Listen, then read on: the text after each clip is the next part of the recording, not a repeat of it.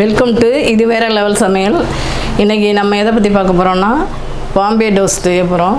அது எப்படி செய்யலான்னு பார்க்கலாம் வாங்க. முதல்ல ஒரு 2 முட்டையை உடச்சி ஊற்றிக்கணும் ஒரு பாத்திரத்தில்.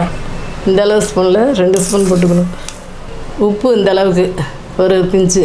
வெண்ணிலா எசன்ஸு இது ஒரு 4 சொட்டு. இந்த வாசம் பிடிக்கலன்னா நீங்கள் ஏலக்காய் கூட சேர்த்துக்கலாம். நல்லா அடிச்சுக்கலாம். இப்போ இதில் 1 கப்பு பாலை ஊற்றிக்கலாம். இதையும் நல்லா கலந்து விட்டுக்குவோம்.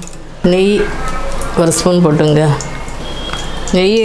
நெய் ஃபுல்லாக போட விருப்பம் இல்லைன்னா கொஞ்சம் எண்ணெயும் ஆயிலும் கலந்துக்கலாம். அப்படி இல்லைன்னா உங்களுக்கு பட்டர் பிடிச்சா அதுவும் போட்டுக்கலாம்.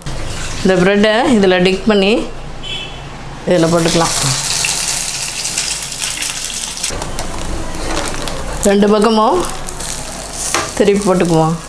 இது நல்லா பொன்னிறமாக வரவும் எடுத்துக்கலாம்.